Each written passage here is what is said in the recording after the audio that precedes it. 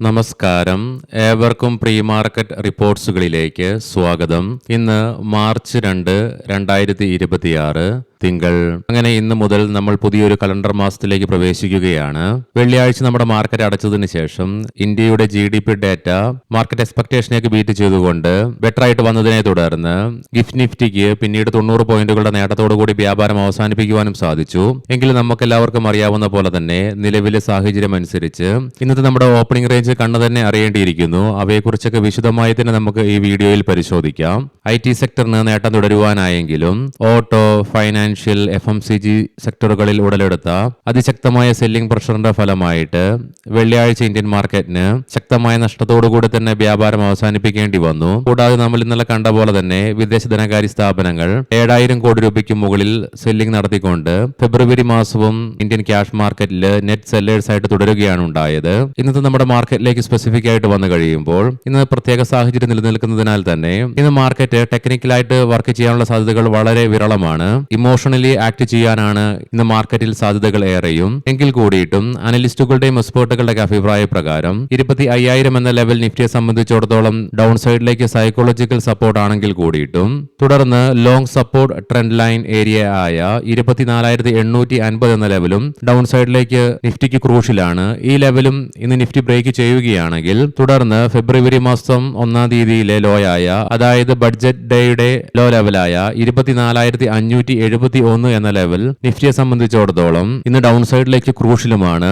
അതായത് വെള്ളിയാഴ്ചത്തെ നിഫ്റ്റിയുടെ ക്ലോസിംഗ് ലെവലിൽ നിന്നും ഏകദേശം 2.4% അകലമാണ് ഈ ലെവലിലേക്ക് വരുന്നതും. ആയതിനാൽ തന്നെ ഈ ലെവലും ഇന്ന് നിഫ്റ്റി ബ്രേക്ക് ചെയ്യുകയാണെങ്കിൽ തുടർന്ന് ഡൗൺ സൈഡിലേക്കുള്ള നിഫ്റ്റിയുടെ സപ്പോർട്ട് ലെവൽ ഇന്ന് നമ്മൾ കണ്ടു തന്നെ അറിയേണ്ടിയിരിക്കുന്നു. എന്നാൽ അതേസമയം സാധ്യതകൾ കുറവാണെങ്കിൽ കൂടിയിട്ടും നിഫ്റ്റിക്ക് മുകളിലേക്ക് ഒരു പ്രയാണം സാധ്യമാവുകയാണെങ്കിൽ 25,250, 25,350 എന്നീ ലെവലുകളിൽ അതിശക്തമായ റെസിസ്റ്റൻസും നേരിട്ടേക്കാം. പ്രത്യേകം ശ്രദ്ധിക്കുക, ഇത് ട്രേഡ് റെക്കമെൻഡേഷൻ അല്ല, അനലിസ്റ്റുകളുടെയും എക്സ്പേർട്ടുകളുടെ അഭിപ്രായങ്ങൾ മാത്രമാണ്. എഡ്യൂക്കേഷൻ പേർപ്പസിനു വേണ്ടിയിട്ടാണ് ഈ ലെവലുകൾ വിശദീകരിക്കുകയും ഉണ്ടായത്. നിലവിൽ മിഡിൽ ഈസ്റ്റിൽ നടന്നുകൊണ്ടിരിക്കുന്ന പ്രശ്നങ്ങൾ അതിരൂക്ഷമായി തന്നെ തുടരുന്നുണ്ട്. കൂടാതെ വിദഗ്ധർ വിലയിരുത്തുന്നത് ഈ യുദ്ധം ഏകദേശം 4 ആഴ്ചത്തേക്ക് നീണ്ടു നിന്നേക്കാമെന്നുമാണ്. എങ്കിലും നമുക്ക് മുൻകൂട്ടി യുദ്ധത്തിന്റെ കാര്യങ്ങളൊന്നും പറയാൻ പറ്റുകയില്ല.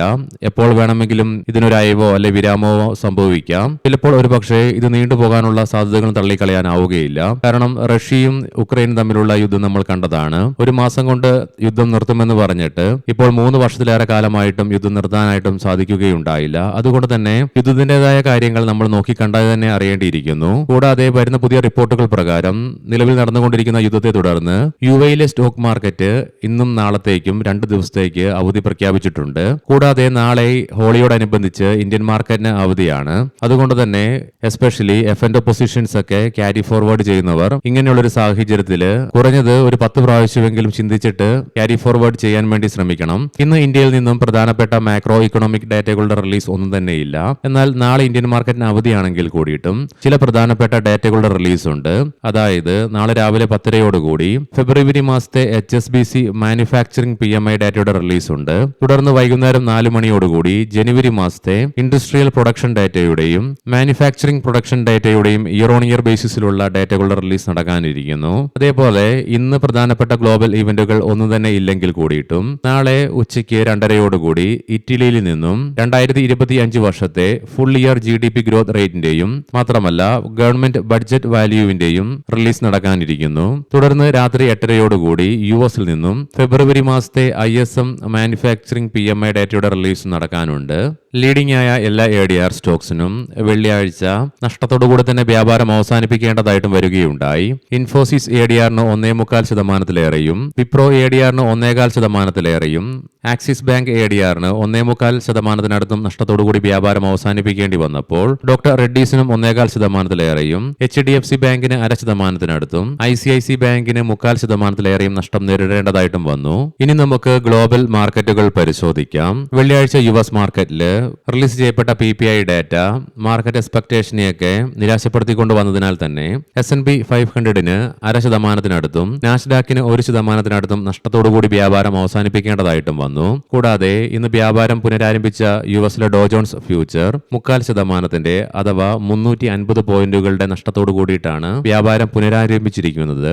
യൂറോപ്യൻ മാർക്കറ്റ്സിൽ UK മാർക്കറ്റ് 0.5%-ലേറെ നേട്ടത്തോടുകൂടി വ്യാപാരം അവസാനിപ്പിച്ചപ്പോൾ ഫ്രാൻസ് മാർക്കറ്റിന് 0.5%-നടുത്തും ജർമ്മൻ മാർക്കറ്റിന് നേരിയ നഷ്ടത്തോടുകൂടിയും വ്യാപാരം അവസാനിപ്പിക്കേണ്ടതായിട്ടും വന്നു. ഇന്ന് രാവിലെ 6:30-യോടുകൂടി വ്യാപാരം പുനരാരംഭിച്ച ഗിഫ്റ്റ് നിഫ്റ്റിയിൽ നിലവിൽ ആകെ 96.5 പോയിന്റുകളുടെ നഷ്ടം മാത്രമേ റിഫ്ലക്ട് ആകുന്നുള്ളൂ. അതുകൊണ്ട് തന്നെ ഇന്നത്തെ നമ്മുടെ മാർക്കറ്റിന്റെ ഓപ്പണിംഗ് റേഞ്ച് കണ്ടു തന്നെ അറിയേണ്ടിയിരിക്കുന്നു. കാരണം ഇനിയും സമയം മുന്നോട്ട് കിടക്കുന്നു. എന്തായാലും ഇന്നൊരു ഗ്യാപ് ഡൗൺ ഓപ്പണിംഗ് തന്നെ നമ്മുടെ മാർക്കറ്റിൽ എക്സ്പെക്ട് ചെയ്യേണ്ടതായിട്ട് വരും. ഇന്ന് വ്യാപാരം ആരംഭിച്ചിട്ടുള്ള ഏഷ്യൻ മാർക്കറ്റ്സിൽ ജപ്പാൻ മാർക്കറ്റ് 1.25%-ന്റെ നഷ്ടത്തോടു കൂടിയിട്ടാണ് വ്യാപാരം ആരംഭിച്ചിട്ടുള്ളത്. കൊമോഡിറ്റിയിലേക്ക് വരുമ്പോൾ ബ്രന്റ് ക്രൂഡിന്റെയും ക്രൂഡ് ഓയിലിന്റെയും വിലയിൽ 6%-ലേറെ ഉയർച്ച അനുഭവപ്പെടുമ്പോൾ ഗോൾഡിന്റെ വിലയിൽ 1.25%-നടുത്തും ഉയർച്ച അനുഭവപ്പെടുന്നുണ്ട്.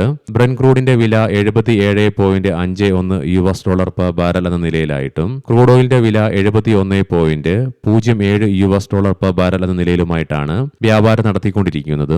ഗോൾഡിന്റെ വില $5332.12 പെർ ഔൺസ് എന്ന നിലയിലേക്കും എത്തിച്ചേരുകയും ചെയ്തു. ഇനി നമുക്ക് സ്പെസിഫിക് ആയിട്ട് നിഫ്റ്റിയുടെയും ബാങ്ക് നിഫ്റ്റിയുടെയും ടെക്നിക്കൽസിലേക്ക് പ്രവേശിക്കാം. ഇന്ന് നിഫ്റ്റിയുടെ വീക്കിലി എക്സ്പയറി ആണ്. നാളെ ഹോളിയോടനുബന്ധിച്ച അവധിയായതിനാൽ തന്നെ നിഫ്റ്റിയുടെ PCR 0.46 എന്ന ലെവലിലേക്ക് എത്തിച്ചേരുകയുണ്ടായി. വെള്ളിയാഴ്ചയുണ്ടായ അതിശക്തമായ ഇടിവിനെ തുടർന്ന് മാക്സ് പെയിൻ 25,300 എന്ന ലെവലിലുമായിട്ട് നിലകൊള്ളുന്നു. വെള്ളിയാഴ്ച നേരിടേണ്ടി വന്ന അതിശക്തമായ ഇടിവിനെ തുടർന്ന് ആകെ ഉണ്ടായിരുന്ന സപ്പോർട്ടായിരുന്ന 200-ഡേ EMA മാത്രമല്ല 200-ഡേ സിമ്പിൾ മൂവിംഗ് ആവറേജും നിഫ്റ്റിക്ക് ബ്രേക്ക് ചെയ്യേണ്ടതായിട്ട് വന്നു. തൽഫലമായി ലോങ് ബെയറിഷ് ക്യാൻഡിലാണ് നിഫ്റ്റിയുടെ ഡെയിലി ചാർട്ട്സിൽ നിന്നും ദൃശ്യമാകുന്നതും. RSIയിലും ഇടിവ് രേഖപ്പെടുത്തിക്കൊണ്ട് 40.65 എന്ന ലെവലിലേക്കും എത്തിച്ചേർന്നു. വീക്കിലി ഓപ്ഷൻസ് ഡാറ്റ പ്രകാരം 25,500 എന്ന സ്ട്രൈക്കിലാണ് കോൾ സൈഡിലേക്ക് ഏറ്റവും കൂടുതൽ ഓപ്പൺ ഇൻട്രസ്റ്റ് കാണുവാനായിട്ട് സാധിക്കുന്നത്. 25,400 എന്ന സ്ട്രൈക്കിലാണ്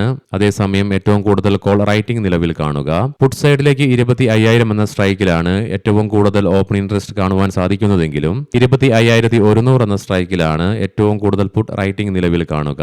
ഇതൊക്കെ ഇന്ന് അതിശക്തമായി തന്നെ മാറി മറിയാനുള്ള സാധ്യതകൾ ഏറെയുമാണ് താനും. ബാങ്ക് നിഫ്റ്റിയുടെ PCR 1 എന്ന നിലയിലും മാക്സ് പെയിൻ 61,000 എന്ന ലെവലിലുമായിട്ട് നിലകൊള്ളുന്നു. തുടർച്ചയായി ഏതാനും ട്രേഡിംഗ് സെഷനിലായിട്ടുണ്ടായിരുന്ന കൺസോളിഡേഷനെയൊക്കെ ബ്രേക്ക് ചെയ്തുകൊണ്ട് ബാങ്ക് നിഫ്റ്റിക്കും വെള്ളിയാഴ്ച അതിശക്തമായ സെല്ലിംഗ് പ്രഷർ നേരിടേണ്ടതായിട്ട് വന്നു. തൽഫലമായി ഷോർട്ട് ടൈം മൂവിംഗ് ആവറേജുകളുടെ താഴെയായിട്ട് വ്യാപാരം അവസാനിപ്പിക്കേണ്ടതായിട്ടും ബാങ്ക് നിഫ്റ്റിക്കും വരികയുണ്ടായി. തൽഫലമായി ലോങ് ബെയറിഷ് ക്യാൻഡിൽ തന്നെയാണ് ബാങ്ക് നിഫ്റ്റിയുടെ ഡെയിലി ചാർട്ട്സിൽ നിന്നും കാണുവാനായിട്ടും സാധിക്കുക. RSIയിലും ഇടിവ് രേഖപ്പെടുത്തിയതിനെ തുടർന്ന് 50.66 എന്ന ലെവലിലേക്കും എത്തിച്ചേർന്നു. മന്ത്ലി ഓപ്ഷൻസ് ഡാറ്റ പ്രകാരം 61,000 എന്ന സ്ട്രൈക്കിലാണ് കോൾ സൈഡിൽ ഏറ്റവും കൂടുതൽ ഓപ്പൺ ഇൻട്രസ്റ്റ് കാണുവാൻ സാധിക്കുന്നത്. അതേ സ്ട്രൈക്കിൽ തന്നെയാണ് ഏറ്റവും കൂടുതൽ കോൾ റൈറ്റിംഗും നിലവിൽ കാണാനായിട്ടും സാധിക്കുക. പുട്ട് സൈഡിലേക്കും 61,000 എന്ന സ്ട്രൈക്കിലാണ് ഏറ്റവും കൂടുതൽ ഓപ്പൺ ഇൻട്രസ്റ്റ് കാണുവാനായിട്ട് സാധിക്കുന്നതെങ്കിലും 59,300 എന്ന സ്ട്രൈക്കിലാണ് ഏറ്റവും കൂടുതൽ പുട്ട് റൈറ്റിംഗ് നിലവിൽ കാണുക. ഇനി നമുക്ക് ഇന്നത്തെ പ്രധാനപ്പെട്ട സ്റ്റോക്കിംഗ് ന്യൂസുകൾ പരിശോധിക്കാം. മുൻകൂട്ടി ഓർമ്മിപ്പിച്ചുകൊള്ളട്ടെ, ഇത് ഒരു ബൈ ഓർ സെൽ റെക്കമെൻഡേഷൻ അല്ല. ഫെബ്രുവരി മാസത്തെ ഓട്ടോ സെയിൽസ് ഡാറ്റകൾ പുറത്തു വരികയുണ്ടായി. ഇയർ ഓൺ ഇയർ ബേസിസിലുള്ളത്. മാരുതി സുസുക്കി ഇന്ത്യ ടോട്ടൽ സെയിൽസിൽ 7.3% ഉയർച്ച രേഖപ്പെടുത്തിയപ്പോൾ ഡൊമസ്റ്റിക് സെയിൽസിലും 0.26% നേരിയ ഉയർച്ച രേഖപ്പെടുത്തി. അതേസമയം എക്സ്പോർട്സിൽ 56% വർധനവ് രേഖപ്പെടുത്തുകയും ചെയ്തു. പ്രൊഡക്ഷനിലും 19.3% വളർച്ചയും രേഖപ്പെടുത്തി.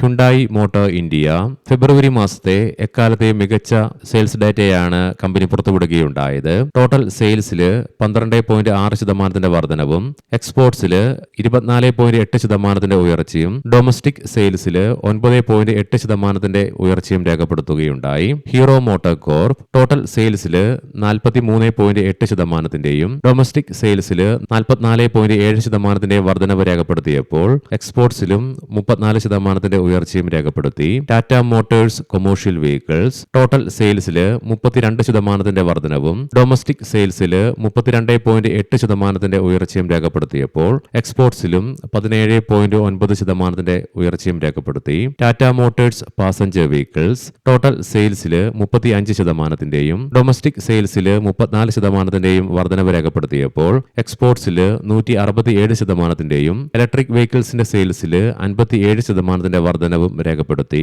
മഹീന്ദ്ര ആൻഡ് മഹീന്ദ്ര ടോട്ടൽ സെയിൽസിൽ 18%, ഡൊമസ്റ്റിക് പാസഞ്ചർ വെഹിക്കിൾ സെയിൽസിൽ 19%, എക്സ്പോർട്സിൽ 11% വർധനവും രേഖപ്പെടുത്തി. SML മഹീന്ദ്ര ടോട്ടൽ സെയിൽസിൽ 17%, പാസഞ്ചർ വെഹിക്കിൾസിന്റെ സെയിൽസിൽ 24%, കാർഗോ വെഹിക്കിൾസിന്റെ സെയിൽസിൽ 4% ഉയർച്ച രേഖപ്പെടുത്തുകയും ചെയ്തു. TVS മോട്ടോർ കമ്പനി ടോട്ടൽ സെയിൽസിൽ 31%, ടൂ വീലർ സെയിൽസിൽ 30%, EV സെയിൽസിൽ 60% വർധനവ് രേഖപ്പെടുത്തിയപ്പോൾ ത്രീ വീലർ സെയിൽസിൽ 77% ഉയർച്ചയും രേഖപ്പെടുത്തി. ബ്രിഗേഡ് ഇന്റർപ്രൈസസ് കമ്പനി ചെന്നൈയിൽ 1700 കോടി രൂപ മൊത്ത വികസന മൂല്യമുള്ള ബ്രിഗേഡ് സെല്ലാരീസ് എന്ന റെസിഡൻഷ്യൽ പ്രോജക്ട് ആരംഭിക്കുന്നു. എലഗൻസ് ഇന്റീരിയേഴ്സ് ഗ്ലോബൽ ഇൻഫർമേഷൻ ടെക്നോളജിയിൽ നിന്ന് 122.02 കോടി രൂപയുടെ പുതിയൊരു ഓർഡർ കമ്പനിക്ക് ലഭിക്കുകയുണ്ടായി. ഏവർക്കും നല്ല ഒരു ട്രേഡിംഗ് ദിനം ആശംസിക്കുന്നു. വൈകുന്നേരം പോസ്റ്റ് മാർക്കറ്റ് റിപ്പോർട്ട്സുമായി കണ്ടുമുട്ടാം. നന്ദി, നമസ്കാരം.